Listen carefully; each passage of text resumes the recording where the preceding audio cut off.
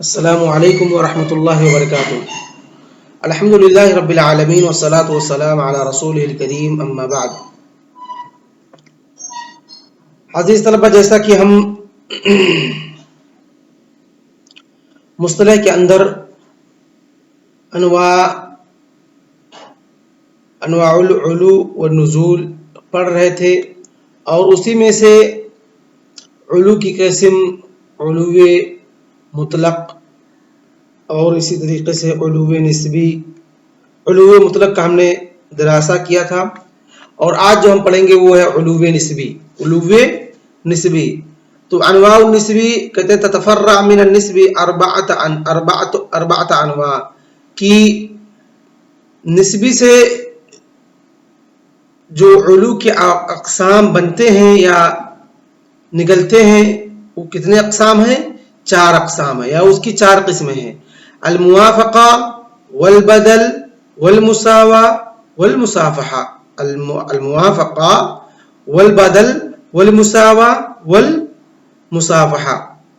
تو موافقہ کیسے کہتے ہیں؟ کہتے ہیں وہی ان یصل الراوی الی شیخ احد المصنفین، کہ راوی جو ہے، جو متاخرین راویوں میں سے ہے، بعد میں آنے والے راویوں میں سے ہے، وہ راوی مصنفین یعنی جو کتابیں لکھی گئی ہیں حدیث کی، جیسے بخاری ہے، مسلم ہے، صحیح بخاری ہے، صحیح مسلم ہے، ابو داؤد ہے، ترمذی ہے، سنن ابن ماجہ ہے، سنن دارقطنی ہے، مسند احمد بن حنبل ہے، موطا امام مالک ہے، اس طریقے سے جو بھی حدیث کی کتابیں ہیں ان تک راوی ان یصل الراوی الی شیخ احد المصنفین، کہ راوی جو مصنفین ہیں، جو حدیثوں کتابوں کے مصنفین ہیں، ان تک پہنچے، ان کے شیوخ تک پہنچے۔ ان یصل الراوی، کہ راوی پہنچے الی شیخ احد المصنفین، مصنفین یعنی حدیث کی کتابوں کے جو مصنفین ہیں ان کی شیخ جو ہیں ان تک پہنچے۔ کل بخاری، مثال کے طور پہ بخاری، من غیر طریق ہی، امام بخاری کے طریق کے علاوہ سے، یعنی اس میں امام بخاری کا اس سند کے اندر ذکر نہ ہو، جیسے امام بخاری کے جو شیوخ ہیں، پھر ان سے امام بخاری رحمہ اللہ روایت کرتے ہیں، پھر امام بخاری سے ان کے تلامذہ، اور اس طریقے سے ان کے تلامذہ سے ان کے تلامذہ، یہ امام بخاری رحمہ اللہ کا طریق ہوا۔ تو جو موافقہ ہوتا ہے اس میں امام بخاری والا جو طریق ہے، جس طریق سے امام بخاری رحمہ اللہ اپنے شیوخ سے روایت کرتے ہیں، اس طریق سے یہ راوی امام بخاری کے شیوخ تک نہ پہنچے، بلکہ من غیر طریق ہی، امام بخاری رحمہ اللہ کے طریق سے کے علاوہ کے طریق سے، یعنی اس کے اندر امام بخاری رحمہ اللہ یا جو بھی مصنفین ہیں کتاب کے، وہ چاہے امام مسلم ہو، چاہے امام ابو داؤد ہو، چاہے امام ترمذی ہو، چاہے امام ابن ماجہ ہو، چاہے امام احمد بن حنبل رحمہ اللہ ہو، ان کے کسی بھی شیوخ تک آپ پہنچے، لیکن اس مصنفین کے طریق سے نہیں بلکہ دوسرے طریق سے آپ پہنچے، اور جس سند سے آپ پہنچ رہے ہیں اس سند کے اندر کیا ہو؟ علو ہو، رجالوں کی تعداد کم ہو، رجال کی تعداد کیا ہو؟ کم ہو، یعنی امام بخاری رحمہ اللہ کے طریق سے جب آپ آئیں گے، ان کے شیوخ تک پہنچیں گے امام بخاری کے، تو اس میں 5 یا 6 روات ہو رہے ہیں، لیکن امام بخاری رحمہ اللہ کے علاوہ کے طریق سے امام بخاری رحمہ اللہ کے شیوخ تک پہنچیں گے، تو اس میں کیا ہے؟ 3 ہی شیوخ ہیں۔ تو اس کو کیا کہتے ہیں؟ اس کو موافقہ کہتے ہیں۔ اس کو کیا کہتے ہیں؟ موافقہ کہتے ہیں۔ سمجھ میں آ گیا؟ سمجھ میں مشاہد کہ آپ مصنفین حدیث کی کتابوں کے جو بھی مصنفین ہیں، جتنی بھی حدیث کی کتابیں لکھی گئی ہیں، ان مصنفین کے شیوخ تک آپ پہنچے، لیکن مصنفین جو ہیں ان کے طریق سے نہیں بلکہ ان کے علاوہ کے طریق سے، اور جس طریقے سے جس راستے سے آپ پہنچ رہے ہیں مصنفین کے شیوخ تک، اس سند کے اندر راویوں کی تعداد بالمقابل جو مصنفین ہیں ان کے طریق سے کم ہو، تو اس سند کو کیا کہیں گے؟ موافقہ کہیں گے۔ وہ سند عالی ہوگی، اس کو کیا کہیں گے؟ موافقہ کہیں گے۔ یعنی علو کی جو قسم نسبی ہے اس کی قسم میں سے یہ کیا ہوگی؟ قسم کیا کہیں گے؟ اس کو موافقہ کہیں گے۔ کہتے ہیں مثال ذالک الحافظ، اور اس کی مثال ہے بأن يروي البخاری حدیثا عن قتیبہ عن مالک، مثلا کہ امام بخاری سے حدیث بأن يروي البخاری حدیثا عن قتیبہ عن مالک، کہ بخاری جو ہے وہ قتیبہ سے روایت کرتے ہیں، پھر قتیبہ مالک سے روایت کرتے ہیں. کہتے ہیں فلو رویناہ من طریق بخاری، اگر اس حدیث کو ہم امام بخاری رحمہ اللہ کے طریق سے روایت کریں، کان بیننا و بین قتیبہ ثمانیہ، کہ قتیبہ اور ہمارے درمیان، یعنی امام بخاری رحمہ اللہ کے طریق سے قتیبہ تک پہنچے، تو اس وقت کتنے نفر آ رہے ہیں؟ 8 نفر، 8 اشخاص سند کے اندر آ رہے ہیں. لیکن کہتے ہیں وَلَوْ رَوَيْنَاهُ مِنْ طَرِيقِ أَبِي الْعَبَّاسِ السِّرَاجِ، لیکن یہی حدیث کو ہم ابو العباس السراج کے طریق سے روایت کریں اور ابن قتیبہ تک پہنچے، کس کے تک پہنچے؟ قتیبہ تک پہنچے. لَكَانَ بَيْنَنَا وَبَيْنَ قُتَيْبَةَ سَبْعَةٌ، تو کہتے ہیں ہمارے درمیان قتیبہ کے درمیان کتنے لوگ ہو رہے ہیں؟ صرف اور صرف 7 لوگ ہو رہے ہیں. تو یہاں پر امام بخاری والے طریق کے مقابلے میں کیا ہوا؟ ایک راوی کم ہوئی اور یہ سند کیا ہوئی؟ عالی ہوئی. کہتے ہیں فقد حصلت لنا الموافقہ، تو گویا کہ ہمارے لیے موافقہ حاصل ہو گیا مع البخاری، امام بخاری کے ساتھ، فی شیخہ، امام ان کے شیوخ میں سے روایت کرنے میں، یعنی قتیبہ سے، مع العلوی، علو کے ساتھ. یعنی جس طریقے سے امام بخاری رحمہ اللہ تک پہنچنے میں 7 لگتے ہیں، امام بخاری کے شیوخ تک پہنچنے میں ہم 7 راویوں کے ذریعے پہنچ گئے ہیں. گویا کہ امام بخاری کی کیٹیگری میں تقریباً ان کا موافقہ ہم نے حاصل کر لیا ہے، اس لیے اس کا نام کیا رکھا گیا ہے؟ موافقہ رکھا گیا ہے. امید کی سمجھ میں آ گئی ہوگی بات. اگر کوئی اشکال ہے تو آپ لوگ بعد میں بھی پوچھ سکتے ہیں اگلے درس کے اندر. اس کے بعد اس کی جو دوسری قسم ہے بدل، اور اس کا دوسرا نام ابدال ہے.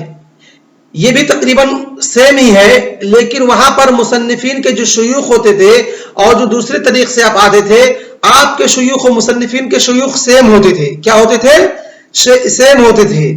لیکن یہاں پر ان کے شیخ میں چینجنگ ہوگی. ان کے شیخ میں کیا ہوگی؟ چینجنگ ہوگی، یا ان کے شیخ کے شیخ تک پہنچنا، یا ان کے شیخ کے شیخ تک پہنچنا دوسرے طریق سے. کہتے ہیں الاصول الى شیخ شیخ احد المصنفین، کہ کسی بھی کتاب کے مصنفین، حدیث کی کتابیں ہیں، ان کے شیخ تک پہنچنا. من غیر طریقہ، جو مصنفین ہیں حدیث ہیں ان کی طریق کے علاوہ کے طریق سے. مع العلو الاسناد عن الاسناد الیہ، کس طریق سے؟ ایسی سند کے ذریعے جس کے اندر ہے، جس طریق سے آپ پہنچ رہے ہیں اس کے اندر راویوں کی تعداد بالمقابل اس سند کے اندر، اس سند کے کم ہو جو مصنفین کے طریق سے آ رہی ہو. تو کیا ہوگی؟ وہاں پر اس کو بدل نام دیا جائے گا. اس کو کیا کہا جائے گا؟ بدل نام دیا جائے گا، کیونکہ آپ شیخ کے مصنفین کے شیخ تک پہنچ رہے ہیں، یا مصنفین کے شیخ جو ہوگا وہاں پر کوئی دوسرا ہوگا، تو اس کو نام کیا رکھا جاتا ہے؟ بدل رکھا جاتا ہے. اس کی مثال کہتے ہیں ما قال الحافظ، جو حافظ رحمہ اللہ نے کہا، مشیر علیلہ مثال موافقت المذکور، جو موافقہ میں مثال ذکر کی گئی ہے ابھی، کأن یقع لنا ذلک الاسناد بعینہ، کی سیم اسی سند سے ہمارے پاس حدیث پہنچے، بن طریق اخرى غیر طریق البخاری، اسی بن طریق اخرى دوسرے طریق سے جو امام بخاری رحمہ اللہ کی طریق ہو، الى القعنبی، کس کی طرف؟ قعنبی کی طرف، ان مالک، اور امام مالک سے قعنبی روایت کرتے ہیں. کہتے ہیں فیکون القعنبی فیہ بدلا عن قتیبہ شیخ البخاری. تو اس میں کیا ہوتا ہے کہ یہاں پر اس سے پہلے والے جو موافقہ میں تھے وہاں پر کیا تھا؟ ہمارا شیخ اور بخاری کا شیخ سیم ہی قتیبہ تھے، لیکن یہاں پر بخاری کے شیخ جو تھے قتیبہ تھے، لیکن ہمارا جو شیخ اب آ رہا ہے وہ کیا ہو رہا ہے؟ قعنبی ہو رہے ہیں. وہ کیا ہو رہے ہیں؟ قعنبی ہو رہے ہیں. تو گویا کہ یہاں پر شیخ کی چینجنگ ہو گئی. کون ہو گئے ہیں؟ شیخ کی چینجنگ ہو گئی ہے. تو اس کو کیا کہتے ہیں؟ بدل نام دیا جاتا ہے. اس کو کیا نام دیا جاتا ہے؟ بدل نام دیا جاتا ہے. وَأَكْثَرْ مَا يَعْتَبِرُ كُلُّ مِنَ الْمُوَافَقَةِ وَالْبَدَلِ إِذَا قَارَنَ الْعُلُوَّ وَإِلَّا فَهُمَا وَاقِعَانِ بِدُونِهِ. کہتے ہیں کہ اکثر جو ہے موافقہ بدل تقریباً ایک ہی ہے. تقریباً کیا ہے؟ ایک ہی، بس اس میں تھوڑی سی فرق ہے کہ اس میں آپ کے شیخ اور مصنفین کے شیخ میں موافقہ میں ایک ہی شیخ ہوتے ہیں، لیکن بدل میں شیخ بدل جاتے ہیں. بدل میں شیخ بدل جاتے ہیں، اس لیے اس کا نام بدل رکھا گیا ہے. اس کے بعد اس کی تیسری جو قسم ہے مساوا، اس کی تیسری جو قسم ہے کیا ہے؟ مساوا ہے. وهي يستوي عدد الرجال لسند الراوي مع سند احد المصنفين، مع سند احد المصنفين کی مساوا کسے کہتے ہیں؟ پہلے اس کا لغوی معنی سمجھ لیتے ہیں. مساوا کہتے ہیں برابری کو. مساوا کسے کہتے ہیں؟ برابری کو، تاکہ اس بحث یہ سمجھنے میں آپ لوگوں کو آسانی ہو. وہی ان یستوی عدد الرجال سند راوی، کہ راوی کے سند کے رجال کی تعداد برابر ہو جائے. کس سے؟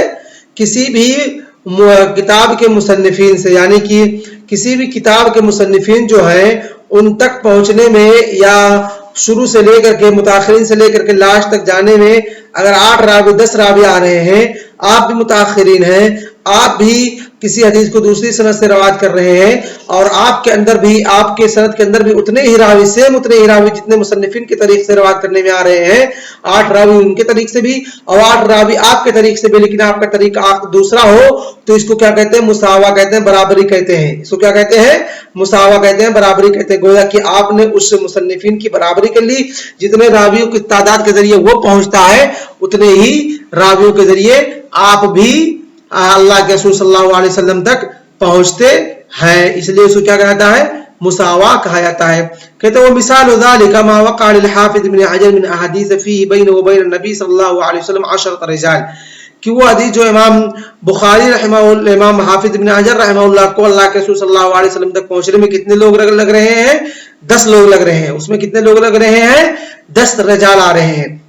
کہتے ہیں یہی حدیث، مطلب یہی حدیث دوسری طریق سے جو امام ترمذی اور امام نسائی رحمہ اللہ کے طریق سے پہنچ رہے ہیں دوسرے لوگ، ان کے اندر بھی تقریباً اتنے ہی لوگ آ رہے ہیں. کتنے لوگ آ رہے ہیں؟ سیم عدد 10 لوگ اس میں بھی آ رہے ہیں. کہتے ہیں ما رواہ ترمذی فی فضل سورۃ الاخلاص، اور رواہ النسائی، وہ حدیث کیا ہے؟ سورۃ اخلاص کی فضیلت کے تعلق سے ہے، جس کو کتاب الصلاۃ کے اندر ابو ایوب الانصاری رضی اللہ تعالی عنہ راوی حدیث ہے، اس کے صحابی ہیں، وہ مرفوعاً حدیث روایت کرتے ہیں قل هو اللہ احد تعدل ثلث القرآن، کہ قل هو اللہ احد جو ہے یہ ثلث قرآن ہے. تو امام حافظ ابن حجر رحمہ اللہ اس سند سے اللہ کے رسول صلی اللہ علیہ وسلم اس حدیث کو روایت کرنے میں اللہ کے رسول صلی اللہ علیہ وسلم تک 10 رجال کے طریق سے پہنچتے ہیں، یعنی ان سے اور اللہ کے رسول صلی اللہ علیہ وسلم کے بیچ میں کتنے لوگ ہو رہے ہیں؟ 10 لوگ ہو رہے ہیں.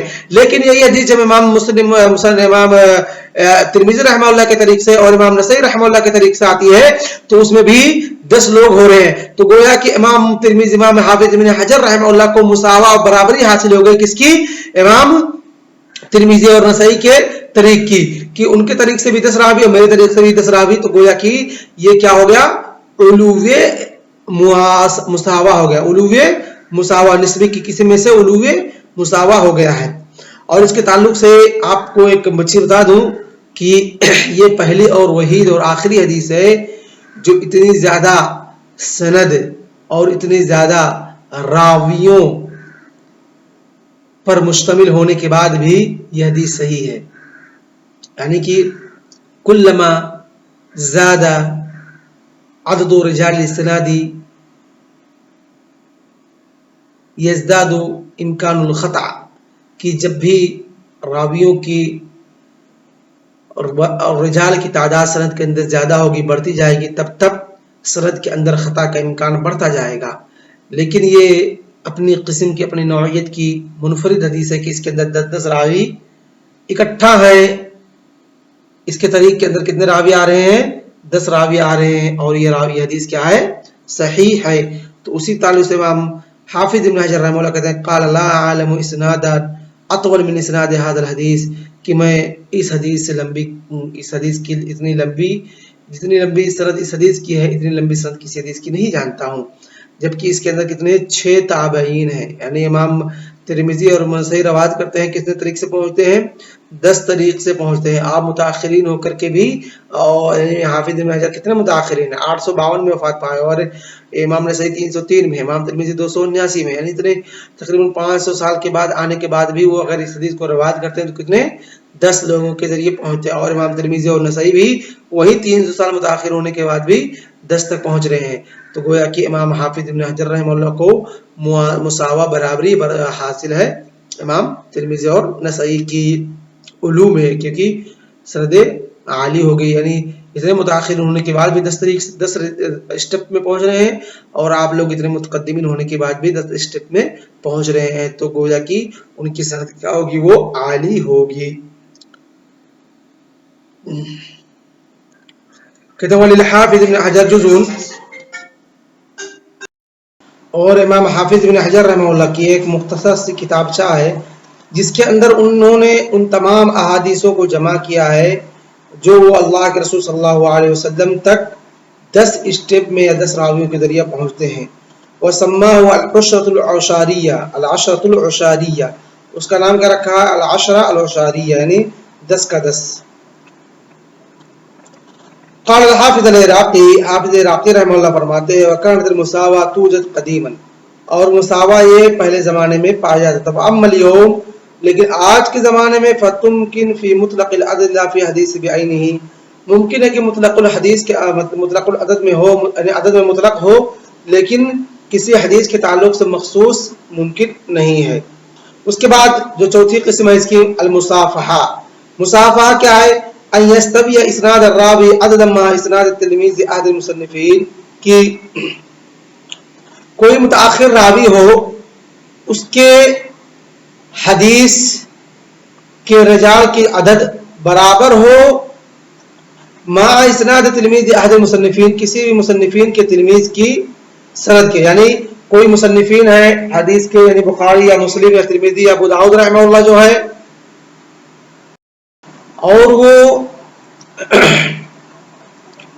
حدیث کو روایت کرتے ہیں، جتنی سند اس سند کے اندر جتنے راویوں کی تعداد ان مصنفین کے حدیث کی کتابوں کے مصنفین کے تلمیذ کے اندر ہو، اتنی ہی بعد متاخرین راویوں کے متاخر کوئی شخص ہے اس کی سند کے اندر بھی ہو، اس کی سند کے اندر بھی ہو، تو کیا ہوتا ہے؟ کہتے ہیں ان یستویا، کی برابر ہو جائے اسناد الراوی، کسی راوی کی سند عدد میں مع اسناد تلمیذ احد المصنفین، کسی مصنفین کے تلمیذ کی سند کے، یعنی کوئی مصنفین ہے حدیث کے، ان کے سند کے تلمیذ ہیں، ان کے تلمیذ کی جتنے تعداد سے، جتنے عدد سے اللہ کے رسول صلی اللہ علیہ وسلم تک پہنچ رہے ہیں، اتنے ہی عدد میں متاخرین راوی بھی پہنچے، تو گویا کہ وہ مصنفین جو حدیث کتابوں کے ہیں ان کے تلمیذ کے کیٹیگری میں وہ شخص آ جائے گا، وہ شخص کیا ہو جائے گا؟